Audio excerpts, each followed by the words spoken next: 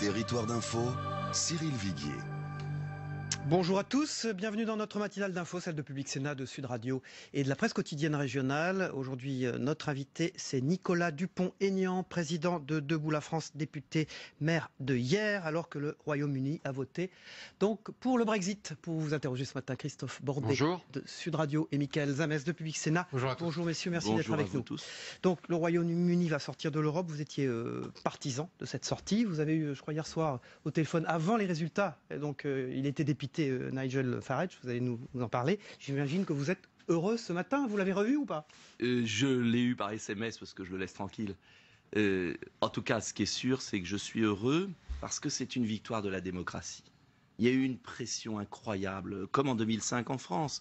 Et on s'aperçoit que les peuples sont encore bien vivants, qu'ils ont compris qu'on ne pouvait pas être libre à moitié, que c'est un moyen essentiel de régler ses propres problèmes, parce que chaque peuple doit régler ses propres problèmes, en avoir les moyens.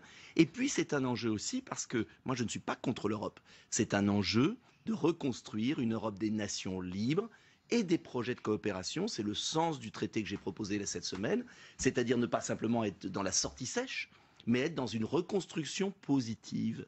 Vous savez, il y a une accélération de l'histoire. On le voit. Et soit on est capable, comme homme politique, comme dirigeant, de l'anticiper, et de négocier un virage, parce qu'on a compris que cette Europe technocratique, financière ne marchait pas, soit, comme on va sans doute le voir avec Hollande et Merkel, le canard continue à courir sans tête, et on verra ce qui se passera. Est-ce que vous demandez solennellement un référendum en France aujourd'hui? Mais moi je suis clair, je suis candidat à l'élection présidentielle pour renégocier tous les traités. Et j'ai proposé un traité alternatif pour rendre sa liberté à la France et bâtir une belle Europe des coopérations. Et au terme des négociations que je propose, il faut un référendum pour revoir de A à Z la relation française à cette organisation autoritaire, technocratique, soumise aux intérêts financiers qui nuit à la France. Un référendum pour sortir la France de l'Europe? Non, un référendum pour adopter une nouvelle relation avec l'Europe. Donc c'est pas le même référendum que ce qui vient de se passer en Grande-Bretagne alors? Tout dépend de la négociation.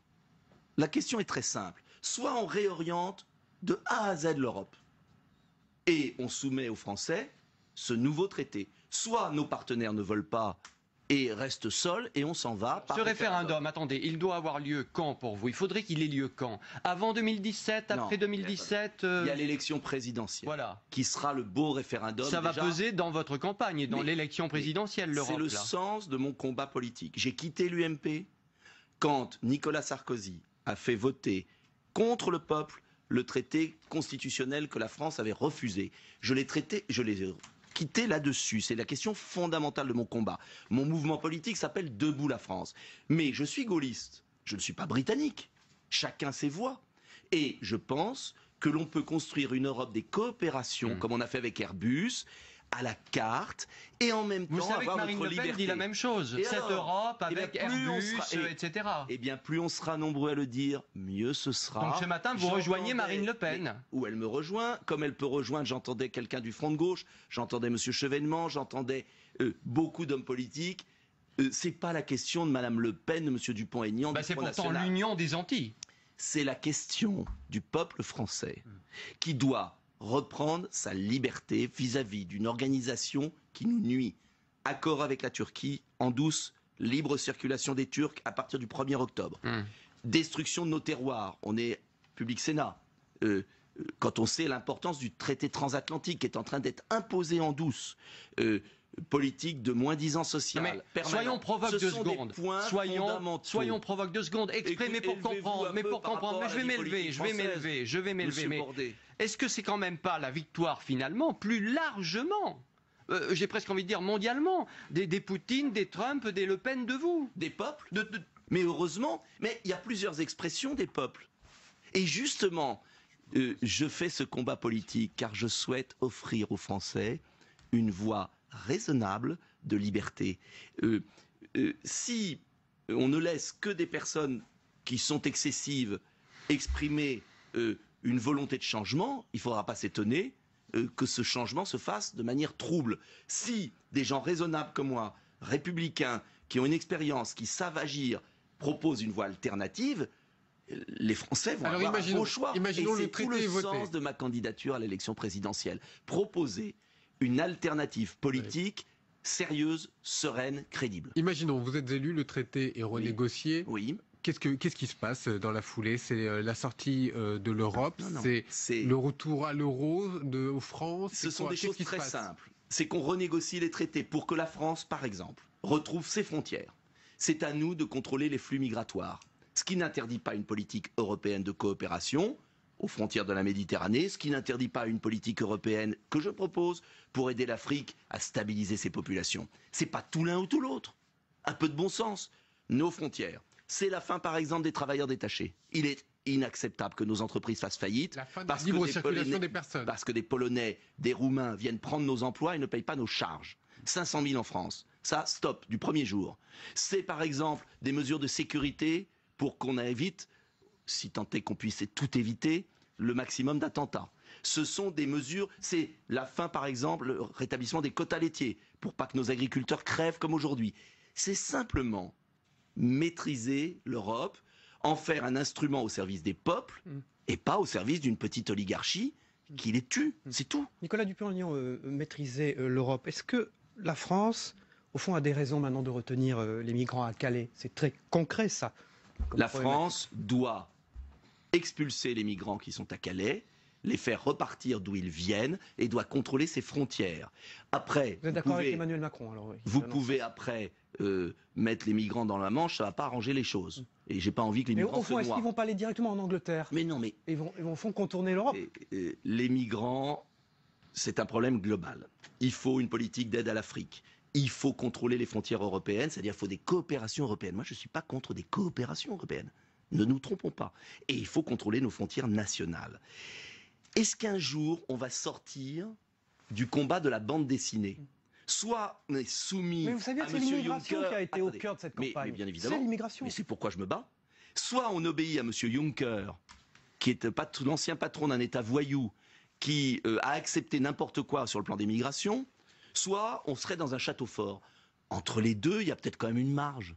Vous savez, est-ce qu'un jour on va avoir du bon sens? Soyons clairs. Si on regarde un peu ce référendum, on a l'impression que tout est passé là-dedans comme dans une moulinette, un petit peu tout. Tous les problèmes des Britanniques sont passés là-dedans. C'était pas uniquement le problème européen. Ils ont tout mis dedans. Mais vous allez trouver tous les prétextes pour nier le référendum.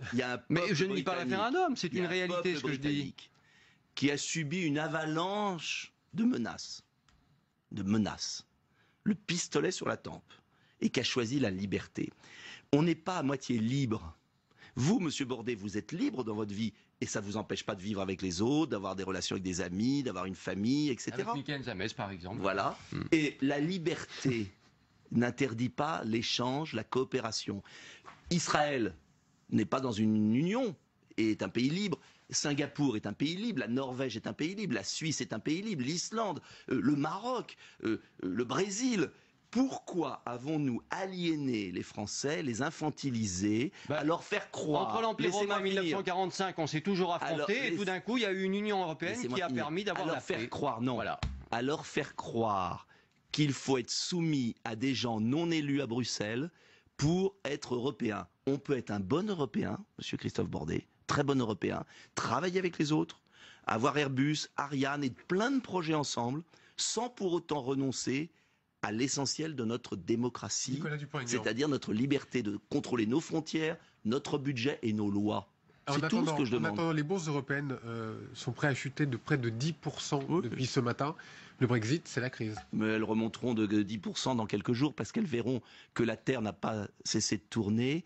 Elles verront que nous commerçons avec des pays comme du monde entier qui ne sont pas dans l'Union européenne et que va nécessairement s'organiser une nouvelle Europe avec la Grande-Bretagne. Mais l'enjeu... Ça ne va pas empêcher aujourd'hui la reprise qui semble être amorcée en France. Mais nous sommes de conséquences économiques avec la Grande-Bretagne. Excédentaire, la France. C'est un des rares pays. Alors, qu'est-ce qu'on va faire? On va se tuer en bloquant nos exportations vers la Grande-Bretagne. Tout ça n'a aucun sens. L'enjeu n'est pas là. L'enjeu, il est de réorienter l'Europe pour servir les Européens. Et ma thèse, c'est qu'il faut un nouveau traité confédéral qui rende encore une fois, des libertés à la nation pour que les peuples soient respectés, et en même temps, et c'est là où je suis peut-être différent de Madame Le Pen, de bâtir des coopérations à 4 ou 5 pays sur des sujets fondamentaux, et j'en ai proposé. Lutte contre le cancer, voitures propres, panneaux solaires à haut rendement énergétique, plan d'aide à l'Afrique, bassin méditerranéen. Il y a tellement de beaux projets à faire ensemble que n'ont pas fait les Européens d'ailleurs. Vous mettez le doigt sur quelque chose de très important parce que par exemple en Grande-Bretagne, ceux qui ont fait campagne et qui gagnent aujourd'hui, leurs solutions elles étaient toutes différentes. Il n'y en avait pas un qui avait les mêmes solutions. Et donc là vous êtes exactement dans le même dessin. Non, c'est spécieux. Pardonnez-moi, parce que ceux qui défendaient le Remain, restez, ils étaient aussi très différents. Il y avait des travaillistes de M. Corbyn d'extrême gauche qui refusent de reconnaître la reine, et il y avait des conservateurs. Donc, ne niez pas qu'un peuple a repris sa liberté, que cette date va compter autant que la chute du mur de Berlin, et que commence une recomposition pour corriger le tir d'un système européen devenu fou, parce que niant les peuples et la démocratie. Et en revanche, où vous avez raison, il faut prendre garde à bien orienter ce phénomène, à reconstruire une belle Europe. Et je crois que la France, qui n'est pas l'Angleterre, qui n'est pas une île, qui est un pays continental, se doit de proposer des réformes intelligentes pour que l'Europe maîtrise les flux migratoires, pour qu'on arrive à servir les peuples, c'est tout. François Hollande et Angela Merkel doivent se rencontrer, doivent prendre une initiative. Vous attendez quoi du couple franco-allemand? Rien. Voilà. Madame Merkel a une grande responsabilité puisqu'elle a ouvert toutes les frontières de l'Europe sans demander rien à ses partenaires. Elle accumule un excédent de 160 milliards au détriment de ses voisins. Elle a gouverné de manière inconsciente depuis des années. Voilà le résultat. Quant à François Hollande, il n'existe plus sur la scène européenne et il va bientôt prendre sa retraite. Et je lui souhaite une bonne retraite. Christophe Bordet. Dites-moi, pour revenir à ce qui s'est passé, aujourd'hui, il y a quand même des conséquences qui commencent à se faire jour, qui sont très importantes. Par exemple, au niveau de l'Écosse, qui demande un référendum. L'Écosse veut rester dans l'Europe. L'Irlande aussi demande un référendum. L'Empire va exploser. Laissez du temps au temps. Nous verrons ce qui va se passer. Ce qui est sûr, c'est que très vite, quand la passion aura disparu, les gens vont s'apercevoir que l'Angleterre est toujours là, qu'elle commerce comme commerce la Norvège ou la Suisse. Pour l'instant, on est dans le saut vers l'inconnu quand même. Mais pourquoi avoir peur du progrès? Pourquoi avoir peur de la liberté? On vous a tellement aliéné avec cette Union européenne, moutonné, si je puis dire, qu'on a peur de la liberté. Un peuple doit se gérer. C'est ça la démocratie. C'est pas d'obéir à des gens à Bruxelles, à M. Juncker ou à M. Schulz. C'est ça la réalité. Et j'aimerais que les Français, à cette occasion, et je vais en tout faire pour ça, comprennent que dans la vie, on est plus efficace quand on maîtrise son destin. Et le peuple français doit maintenant maîtriser son destin. Ça ne veut pas dire rejeter les autres, pas du tout. Ça veut dire mettre fin à des dérives. Le délai de 2 ans, là, pour faire le passage, il vous paraît correct? Il faudra quelques mois, ça c'est sûr. Mais c'est justement l'occasion de faire des propositions. Le danger que je vois, le seul danger que je vois, monsieur Bordet, c'est le saut dans l'inconnu fédéral. C'est-à-dire, vous allez voir madame Merkel et monsieur Hollande, pour se tenir chaud, qui vont dire qu'il faut encore plus d'Europe. Mais, comme monsieur Sarkozy, ils ne veulent pas de référendum. Alors qu'ils assument, qu'ils posent la question par référendum. Le danger, c'est que le système, au lieu de se réformer, se resserre et se referme. Il faut le réformer, pas le refermer. C'est ça l'enjeu. L'actualité peut-être un peu plus franco-française. Les locaux de la CFDT à Paris ont été saccagés hier soir à l'issue des manifestations. Comment qualifieriez-vous cet acte? Inadmissible, intolérable, insupportable, climat désespérant dans notre pays de violence. Mais vous savez, je l'avais dit il y a quelques mois et quelques années, plus vous mettez le couvercle sur la marmite démocratique, puisque nous ne sommes quand même pas un pays d'une démocratie hors pair. Plus vous mettez le marmite sur le couvercle, plus vous avez un gouvernement qui veut passer en force contre la démocratie, puisqu'il n'a plus de majorité et il fait le 49-3, plus vous avez les manifestations dans la rue. Quand il n'y a pas de légitimité politique, ça s'exprime dans la rue et dans la violence. Et ce qui est très grave dans notre pays, c'est cette dérive.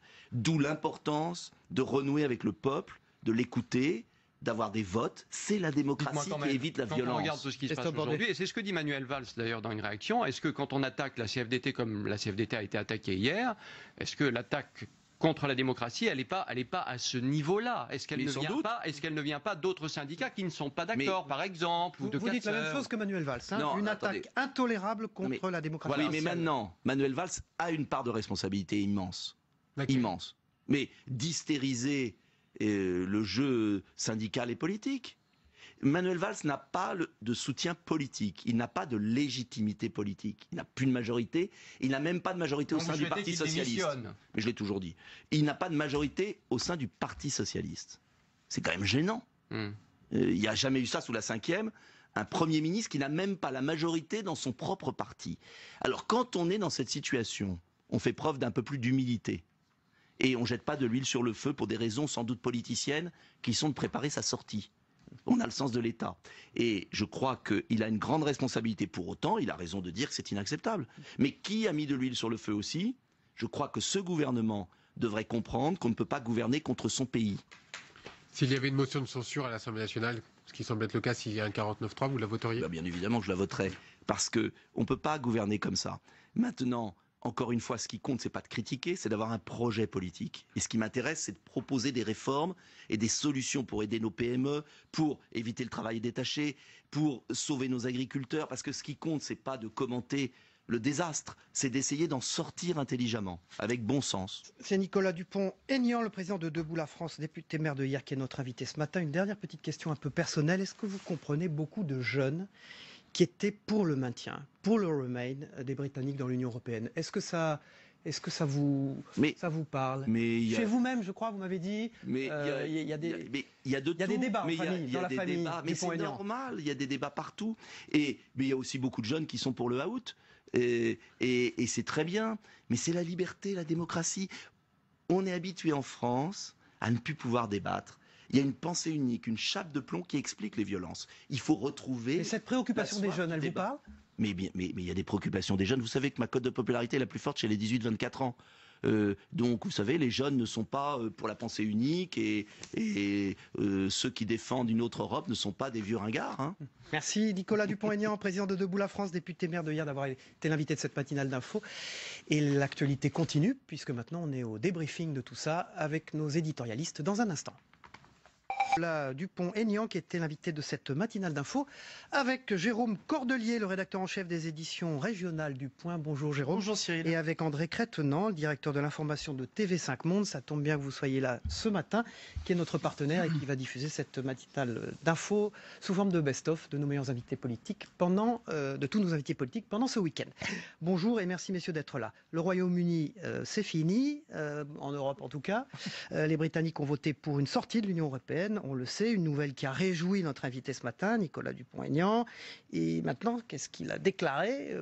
C'est qu'il faut un référendum en France pour adopter une nouvelle relation avec l'Europe. C'est parti, André Crétenant. Oui, c'est parti parce que, au fond, moi je pense que de manière tout à fait pragmatique, on trouvera des solutions de relations entre le Royaume-Uni et le reste et l'Union européenne. Donc j'ai pas trop de soucis à ce niveau-là. En revanche, il faut voir qu'est-ce que ça provoque de manière plus générale, c'est-à-dire qu'on entre dans une période plutôt de déconstruction et d'affaiblissement évidemment de l'Europe. Et ça, c'est pas du tout une nouvelle réjouissante. C'est vrai qu'on va voir maintenant dans tous les pays des mouvements pour dire il faut aussi qu'on part. N'oublions pas qu'on a fait des efforts extraordinaires pour empêcher que la Grèce sorte et aujourd'hui le Royaume-Uni sort.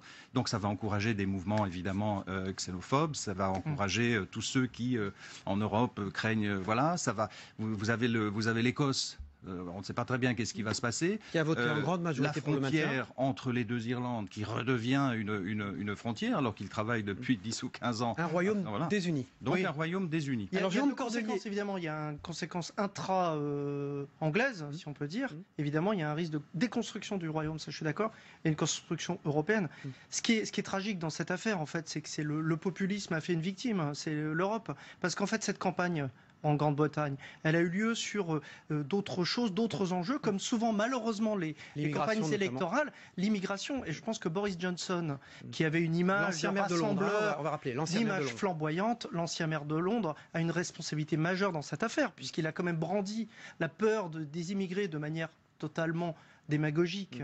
Et pour devenir Premier ministre, voilà, tout en se prévalant de ne pas être xénophobe, mais quand on joue avec le feu, surtout ça n'a rien à voir avec les enjeux du référendum. C'était pas le problème. C'était in out ou leave ou remain, et c'était pas. Et voilà. Alors, par contre, si je puis me permettre, mon cher confrère, je trouve qu'il faut raison garder. Je suis moins pessimiste que vous sur la déconstruction européenne. Je pense que, comme l'a dit Nicolas Dupont-Aignan, il va y avoir une réaffirmation du rêve européen, justement, et une renégociation. On sous-estime quand même l'énergie qu'il va falloir désormais, pour les années à venir, pour gérer effectivement cette sortie. Et moi, je ne crois pas beaucoup au discours disant on va refonder l'Europe, on va refaire quelque chose. Quel dirigeant européen, au fond, va pouvoir prendre le drapeau européen alors qu'on a pris une telle claque? Un premier problème qui se pose tout de suite. Les Britanniques peuvent-ils présider l'Union européenne au deuxième semestre de 2017? André Crête-Nan. Je ne pense pas. Alors, cela dit, c'est vrai que l'Union se retrouve face à des problèmes institutionnels qui sont nouveaux. C'est à chaque fois une première fois. C'est la première fois qu'un pays sort de l'Union. C'est la première fois qu'il va falloir gérer ça. Ça me paraît difficile, effectivement. Se pose d'ailleurs aussi la question des députés anglais au Parlement. Est-ce qu'ils vont pouvoir voter sur des lois qui ne vont pas les affecter? Une voix qui est intéressante à entendre, qui s'exprime peu et qui s'exprime dans Le Point cette semaine, pardon de faire de la pub pour mon journal, mais c'est la voix de Michel Rocard, et qui dit dans cette interview passionnante du Point que la Grande-Bretagne, depuis 1972, a empêché l'Europe d'avancer, parce que justement, elle refusait la tutelle politique de l'Europe. Donc c'est pas forcément... on rentre dans une ère nouvelle. Par contre, je pense que sur les blocs, il faut voir, il y a des pays qui restent europhiles. La Grande-Bretagne, la France, même si évidemment tous les partisans du Frexit vont se lever maintenant, vont faire campagne là-dessus. Nicolas Dupont-Aignan ce matin avec Nicolas maintenant. On va avoir une surenchère démagogique terrible avec, encore une fois, on va mêler les enjeux, ça n'a rien à voir. Il va y avoir une bouillasse, si on peut dire, de démagogie. Mais je pense qu'il y a beaucoup... Les pays d'Europe de l'Est, ils ne sont pas prêts à sortir de l'Europe. Donc, c'est pas sûr. Mais non, on n'est pas d'accord là-dessus. Si vous regardez, ils y trouvent leur avantage. Alors aujourd'hui, vous avez en Pologne un gouvernement qui n'est pas particulièrement pro-européen. Le gouvernement, mais les peuples. Donc je pense qu'il faut être très prudent. On ne sait pas très bien tous les effets que cela va avoir. Alors, un des effets que ça peut avoir, c'est en politique française, intérieure française, avec des élections présidentielles qui peuvent être impactées par ce résultat. Est-ce que c'est un thème de campagne possible ? En tout cas pour Nicolas Dupont-Aignan, qui était notre c'est un thème de campagne parce qu'encore une fois, il va y avoir une confusion des enjeux. C'est-à-dire, on va parler d'immigration, de l'insécurité, et on va dire que tout ça, c'est la faute de l'Europe. Vous savez, il y avait toujours je crois que c'est... Enfin, je sais plus, il y avait un professeur de sciences politiques qui avait fait un très beau livre sur la stratégie du bouc émissaire. Il faut toujours trouver un épouvantail au peuple. Bon, le peuple, l'Europe en est un. Il ne faut pas oublier aussi, pour moi, c'est aussi un vote contre les élites. C'était René Girard. Oui, voilà. Mais c'est aussi un vote contre les élites. Il ne faut pas oublier ça. Donc je pense que ce mouvement contre les élites va aussi se traduire d'une certaine manière. Justement, sur des problèmes très concrets, est-ce que la France a des raisons de retenir les migrants à Calais? J'ai posé la question à Nicolas Dupont-Aignan. Il dit on mélange tout, etc. Qu'est-ce que vous en pensez, André Crête-Nan? Théoriquement, non, mais en fait, on va trouver là des solutions pratiques, pragmatiques. Et en plus, il faut pas imaginer que le Royaume-Uni sorte demain matin de l'Union. Ça va prendre justement plusieurs années. Il nous reste une minute, juste un mot sur les manifestations de la loi travail. Ça s'est bien passé. Puis il y a eu, après, hier soir à 21h, ce saccage du siège de la CFDT par des casseurs. C'est deux choses très différentes au fond, il n'y a pas d'amalgame. Absolument. La manifestation, le défilé s'est passé de manière tout à fait calme et sereine. On a un épisode ensuite plus tard avec des casseurs. En tout cas, il y a là une clarté cette fois-ci entre d'une part des manifestants et de l'autre part des casseurs. Donc ce tag qu'ils ont inscrit sur la façade de la CFDT, c'est fini de trahir, n'a pas lieu d'être, Jérôme Corduly. On ne sait pas. D'abord, il faut savoir quelles sont les responsabilités. Mais c'est vrai que la CGT, depuis pas mal de temps, joue avec le feu là-dessus. Donc, il y a aussi... il faut voir. Mais par contre, que la manifestation se soit bien passée, c'est pour le moins quand même, avec toutes les conditions qui avaient été mises en œuvre, et notamment d'un point de vue sécurité. Donc il ne faut pas non plus crier victoire. Alors, vous êtes avec nous, on vous garde. La une du Point, c'est Michel Rocard, l'ancien Premier ministre